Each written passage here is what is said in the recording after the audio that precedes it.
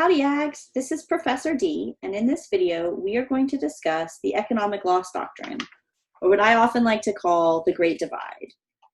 I like to call the economic loss doctrine the Great Divide because at its simplest, it is a legal doctrine that establishes a dividing line between tort claims and contract claims. Now, truthfully, the economic loss doctrine or rule, the economic loss rule, is fairly complex and nuanced. So in this video, I'm going to aim to cover it at a high level and talk about some basic principles that will be appropriate at the appropriate level, hopefully, and relevant and helpful to your education and career in construction that will give you some broad guidance on this doctrine. A doctrine, by the way, is just a set of legal rules, steps, or tests that establish the law, often through precedent, which you know is common law or judge-made law. On the one side of the divide, we have torts, civil, not criminal, legal wrongs. Although the underlying behavior that makes up a tort can also be criminal, the tort claim is civil, meaning it's between two individuals or two private entities. In tort claims, the citizens or entities involved don't have any specific agreement between themselves about how they will behave towards one another, and they don't even have to know one another or even have a relationship. This is particularly true when we talk about unintentional torts like negligence. This differs, of course, from contract claims where the parties involved do in fact have a relationship and have specifically defined that relationship through their contract. So hopefully you can already see some natural differences that would lead courts to distinguish between tort claims and contract claims. But why does it matter if an injured party asserts a tort claim or a contract claim? Before we discuss the economic loss doctrine any further and what the doctrine already is, I think it's important we discuss why it matters. This is because there are differences between the two types of claims, between tort claims and contract claims, both in procedural and proof requirements and in the damages that the injured party can recover.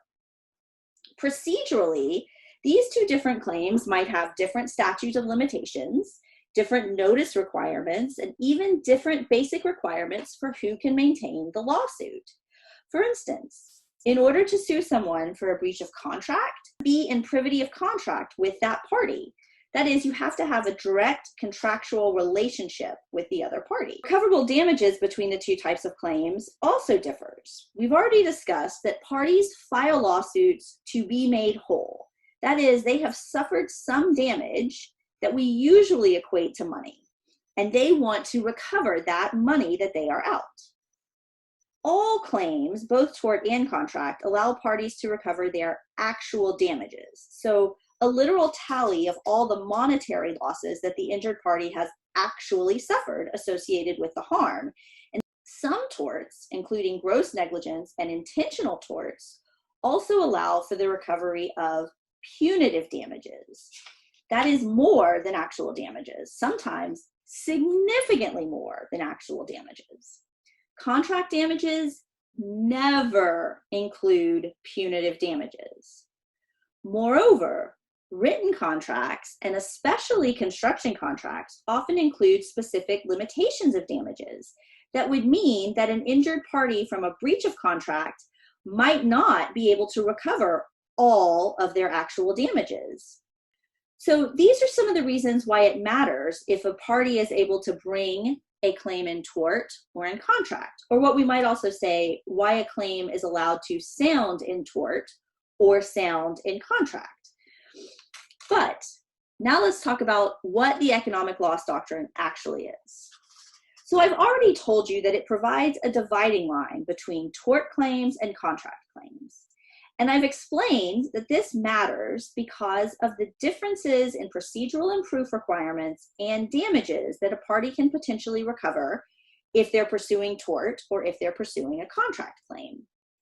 The doctrine itself states that when a party's injuries arise out of a contract and those injuries are purely economic or physical damage to the property of the contract, then the party's claims sound only in contract and they cannot pursue tort claims. But let's take a look at a typical construction scenario and try to understand what this means and how it works.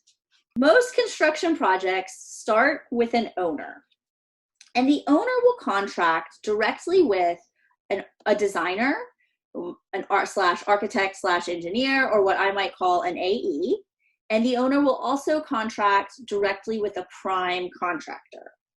Now, obviously, this is just one way we can lay this out. There are different project delivery systems, but a really typical structure looks like this. Owner has a contract with the AE, and owner has a contract with the prime contractor. Typically, the prime contractor and the architect engineer, or the AE, are not in privity with one another, which means there you see there is no arrow here between these two. That is because they are not in privity of contract. Now, our AE might have subcontracts with design consultants, and our prime contractor almost always has at least one tier of subcontractors underneath them. Those subcontractors regularly have multiple tiers of subcontractors underneath them as well. This all, of course, depends on the size and the complexity of the project. Although all of the parties on both the AE side and the contractor, the prime contractor side, will work together on one project for one owner, the economic loss doctrine will tell us that only the parties who have one of these arrows between them are the only parties who can actually sue one another in most construction scenarios. But let's get some hypotheticals that we can work on and try to understand this a little bit better. Let's start with this hypothetical. If three subcontractor here makes a mistake with its work that ultimately causes some financial loss or economic damage to the owner, that 3B sub is a painting contractor and paints all the walls the wrong color. For argument's sake, let's just say that 3B subcontractor refuses to correct it and prime contractor refuses to have it corrected, right? So owner has to go out and hire another painting crew. So the cost of that new painting crew, that money is owner's damages, right? The cost of hiring a new painting crew. Now, what if can owner sue this subcontractor directly? That's the question that we're asking. And so in order to answer that question, we have to think about the economic loss doctrine. So did the owner's damages, we have to analyze this, arise out of a contract? Are they purely economic or physical damage to the property of the contract? If so, the owner's damages can only sound in contract. So here's our first question. Did the owner's money damages that it paid for repainting this building arise out of the contract? Well, yes, they sure did. If owner had not entered into this initial contract here with the prime contractor, right, this contract right here, then owner would have no damages. So owner's monetary damages related to repainting did arise out of this contract right here. So yes, we have check, arise out of contract. Are owner's damages purely economic or physical damage to the property of the contract? Well, in this case, the only thing that owner has suffered, according to our facts, right, are the financial losses associated with repainting. So yes, owner has purely economic damages. So that means that the owner's only claims are going to be contract claims. But now remember, in order to bring a contract claim, the owner has to have privity of contract with someone. So the owner, we know, cannot sue in tort. So the owner can't sue 3 sub directly in tort. And the owner also can't sue 3 subcontractor in contract because owner doesn't have a direct contractual relationship with 3 subcontractor. So what owner can do in this case is owner can still recover and still file a lawsuit if they aren't made whole, is owner can sue prime contractor, and then prime contractor can, if it chooses, sue 3 sub, right? And that is how the owner can be made whole. So let's clear this off and let's look at another hypothetical situation. This time, let's say I have decided 2B subcontractor. That's who we're going to use this time. Let's say 2B subcontractor has put a coating on the structural wood in the building. And let's say they use the wrong coating. So that means that 2B subcontractor has in fact made a mistake. That's an error. It is a breach of this contract, right? But it is also probably negligence, okay? In terms of the behavior, it is negligent, but it's also a breach of contract. Now, if this coating, this wrong coating, actually causes the wood to fail and some portion of owner's building to collapse, will owner be able to sue directly, make a tort claim here against 2B sub? Will they be able to bring a tort claim, right? Because owner cannot bring a contract claim against 2B sub. Owner does not have a direct line to 2B sub other than this line we just drew here. Let me make it a dotted line, right? Owner doesn't have a direct line. So owner is not in direct contractual privity with 2B sub. Now, I'm skipping over, for the sake of explaining the economic loss doctrine, a lot of other details, like why would owner want to sue 2B sub directly? Why wouldn't owner just sue prime contractor? And there can be lots and lots of practical reasons why that's what's going on with the owner. It may be that owner really likes prime contractor and doesn't want to sue prime contractor, but wants to recover from 2B sub. It may be that prime contractor is now bankrupt and doesn't have any money. There are any number of reasons why owner might want to be able to sue 2B sub directly. And the only way they can do that is in tort. They can't do that in contract. But now 2B sub is going to say, if they get sued by owner, wait, what about the economic loss doctrine?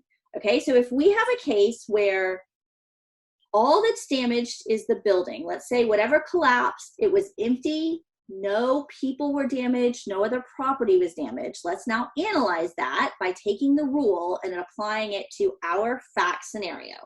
So who's our injured party, right? The economic loss doctrine states that when a party's injuries or damages, so let's start with who's our party that we're talking about, our owner. And what are their injuries or damages? Did they arise out of contract?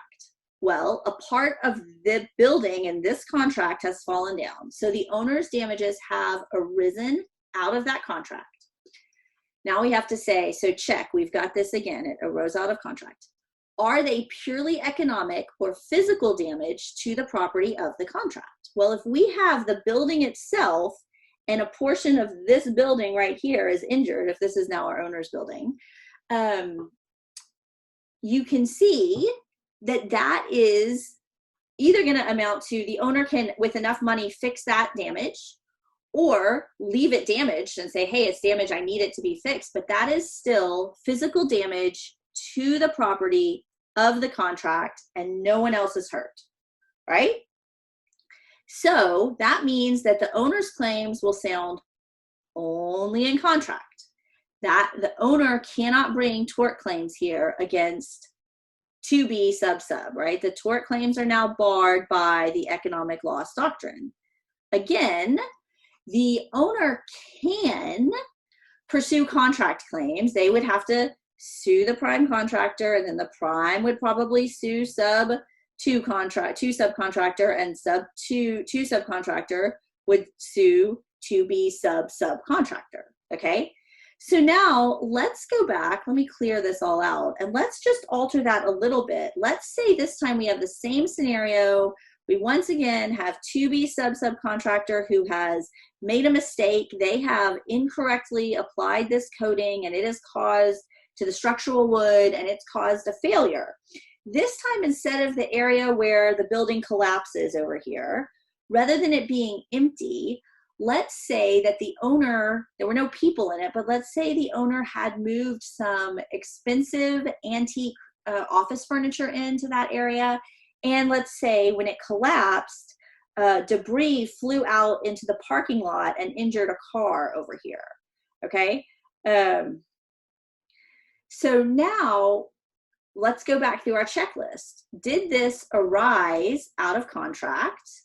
And I hope we can all see that yes, the damages still arose out of this original contract. Are the damages that the owner suffered purely economic or physical damage to the property of the contract? Well, we have those, but we also have damage to this car, and we also have damage to the antique desk and other furniture that's in that office. Is that property, either the car or the desk, are those arising out of this contract right here? And I'm going to tell you they are not arising out of that contract. They are not related to this contract. They aren't part of this construction contract. Some of you might be thinking, well, they wouldn't be there if they hadn't had that contract. That's true. But when I say the building is damaged, the building is what was central to this contract, right? The desk was not a part of this contract. This car that's in a parking lot was not a part of this contract. So now we do not meet this element of the rule. And so the owner now has damages that are not purely economic or physical damage to the property alone. And in this scenario, the owner actually would be able to maintain a tort claim directly against 2B sub for their negligent construction or negligent breach of their contract. Okay, so I hope that you can see and understand the different results when we change the facts a little bit, that we are getting different results when we're still applying the same economic loss doctrine. So I want to throw one more hypo out at you, and that is, what if we have now a design error by the AE, and because of that design error, prime contractor gets significantly delayed, AE doesn't respond in time, AE has done a poor job, prime contractor gets significantly delayed and ultimately is charged liquidated damages by the owner and suffers significant financial loss as a result of AE's design damages. And no one's arguing that, design errors, and no one's arguing that AE's errors are not the cause. Those are the cause, but owner has not accepted that. But now we've established as a matter of fact that AE's design errors are the cause. Can prime contractor sue AE directly? Right? And the prime contractor might have claims against the owner too. They might be separate, but here the only question we're trying to ask is, can prime contractor sue the AE directly? So, you know, just like with the others, let's start with, I've got this, this line here, but prime contractor and AE almost never in a real construction setting have privity of contract between them. So prime contractor cannot sue for breach of contract. So can prime contractor then maintain a tort claim against AE is the question. And the AE is going to say, no, no, no, the economic loss doctrine prevents that. They're going to say the prime contractor's damages here arise out of their contract with the owner, right? And they're purely economic damages. The prime contractor has suffered damages, but they're only economic damages. There's nothing else that they have to complain about. Therefore, the prime contractor's claims can only sound in contract, okay? The court says it is important that when we let parties define their relationship by contract, when we let them do things like decide who they're actually going to contract with, when we let the parties define what damage limitations they will or will not have in their agreement, those are all important to freedom of contract.